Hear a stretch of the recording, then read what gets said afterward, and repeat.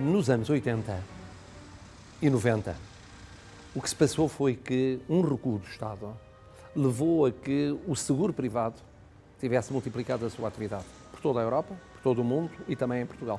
E agora o panorama não é exatamente o mesmo, mas é semelhante.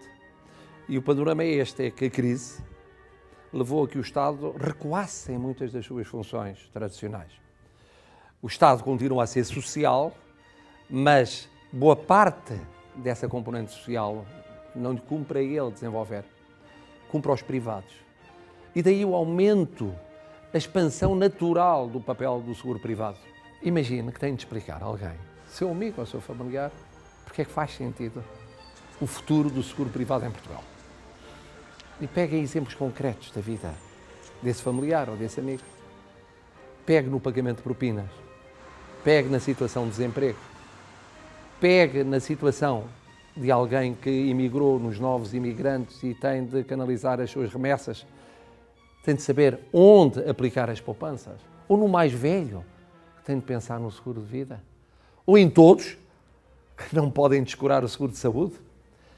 Em todos esses domínios, há Estado, mas há cada vez menos Estado. E vai haver cada vez menos Estado. Goste ou não se goste. Quanto tempo é que durará esta crise em Portugal? 1 ano, 2 anos, 3 anos, 5 anos? Ninguém sabe. Agora, uma coisa que sabemos é que aquilo que vamos viver é muito diferente daquilo que vivemos há 5, há 10, há 15 anos. E o que vamos viver significa o quê? Significa em muitos domínios da nossa vida menos Estado. Alarga-se aquilo que pode ser o campo do seguro privado pela própria consciência das pessoas. E o risco inerente à crise, e o risco inerente ao pensar no futuro, explica o porquê desse alargamento. Boas notícias para o seguro privado em Portugal.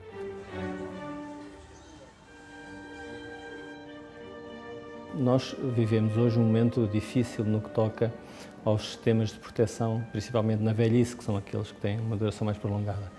Principalmente porque os sistemas de proteção social, de qualquer tipo, estão sujeitos, particularmente nos países mais desenvolvidos, ou com sistemas sociais mais desenvolvidos, a 3 pressões que são contemporâneas. Uma tem a ver com o chamado envelhecimento demográfico, as sociedades estão a mudar drasticamente e muito rapidamente do ponto de vista da demografia, um envelhecimento muito forte.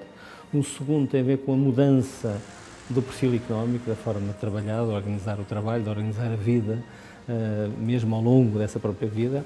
E o terceiro tem a ver com um fator mais conjuntural, mas que não deixa de ter um impacto muito grande, esperemos que seja conjuntural, que é a crise económica que muitas economias que nos estão próximas e a nossa própria estão a viver. Nós hoje não vivemos apenas um problema de envelhecimento, vivemos também um problema de prolongamento da vida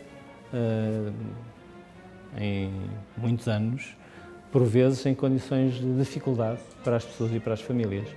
Ora, como é que nos vamos organizar todos para resolver as dificuldades de alguém que por vezes até tem, por exemplo, património, nomeadamente património habitacional, mas não tem facilidade de transformar o seu património em serviços de que ela necessita para manter uma qualidade de vida. E há, de facto, experiências em vários países do mundo de estas novas gerações de idosos com idade muito avançada poderem, em cooperação com o setor económico, com o Estado e com as famílias, encontrar soluções que sejam economicamente viáveis e que lhes garantam um nível de bem-estar. Essa é uma outra área de enorme importância para o trabalho conjunto do Estado com o setor segurador.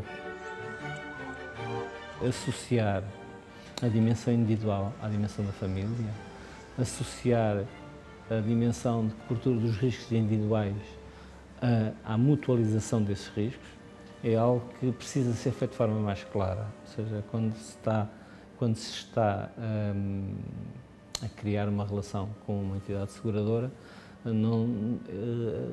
cada um de nós tem que ter a noção que não está a fazê-lo apenas individualmente, está a fazê-lo como um esforço coletivo, como parte de uma resposta coletiva para que os riscos que cada um corre possam ser enfrentados sem que todos e cada um tenha que suportar o custo desses riscos.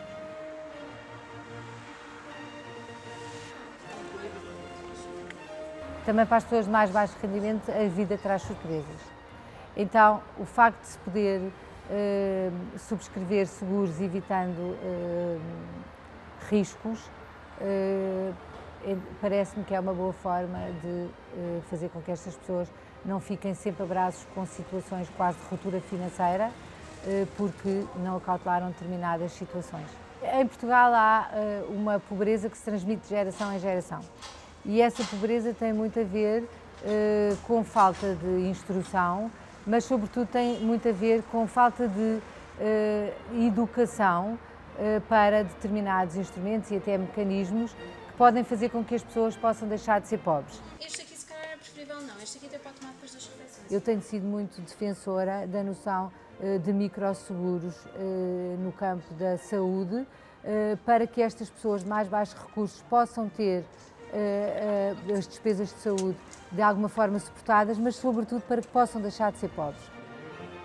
Há aqui duas formas diversas de ver esta questão. Por um lado, das pessoas a quem é preciso incutir esta noção de que, mesmo que tenham que todos os meses suportar um custo que à partida não percebem para quê, ele pode ter grandes vantagens na sua vida, e é a questão de toda a educação para os seguros, mas por outro lado é necessário que o setor segurador desenhe produtos que são adequados a estas pessoas de baixos rendimentos.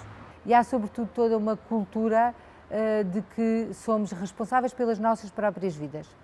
A não responsabilização pelas nossas próprias vidas, achando que alguém há de pagar um dia, faz com que as pessoas não precavenham situações futuras. E, portanto, acho que há aqui todo um caminho a fazer, nomeadamente na assunção das responsabilidades pela nossa própria vida e pelo nosso próprio futuro e das nossas famílias.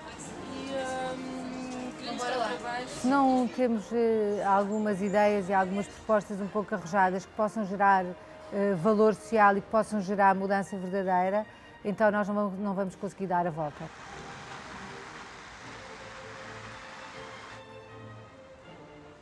A ideia que as pessoas tinham, que o Estado cobria todos os riscos das pessoas, do berço até à sepultura, terminou definitivamente. Não há recursos para isso. Como já disse, a demografia também não ajuda nesse domínio. Então há que completar ou complementar a segurança social nas suas diferentes coberturas de risco com a proteção na saúde, na velhice, na invalidez, na reforma, de maneira a que também se preserve um elemento que nas últimas décadas se vem perdendo e em que as seguradoras têm um papel fundamental, que é a revitalização da ideia da poupança. A nossa taxa de poupança hoje, em geral, é muito mais baixa, preocupantemente baixa, em relação a anos em que as pessoas tinham globalmente menos rendimentos. Portanto, não é só uma questão de recessão ou de crescimento de produto. É, em primeiro lugar, uma atitude comportamental de arbitrar entre menos consumo no presente e mais consumo no futuro, ou seja, poupança. As companhias de seguros, as seguradoras, a atividade seguradora, deve fazer essa pedagogia da poupança. Pedagogia da poupança significa evidenciar quais são os seus benefícios, quais são as suas capacidades e também um aspecto muito importante. As seguradoras neste domínio podem aumentar a liberdade de escolha e, consequentemente, a liberdade da responsabilidade. No fundo, as seguradoras, o que vendem, em primeiro lugar, para além das apólices, é um património incorpóreo que se chama confiança. E é essa confiança que verdadeiramente é o capital das seguradoras e é a forma de aumentar não só o seu prestígio, mas a sua capacidade de contribuir para o bem-estar das pessoas, das empresas e para o futuro do país. O setor segurador tem contribuído de um modo sereno em Portugal, de um modo responsável, de um modo bastante profissional, apesar das dificuldades, para esbater os efeitos mais negativos da crise.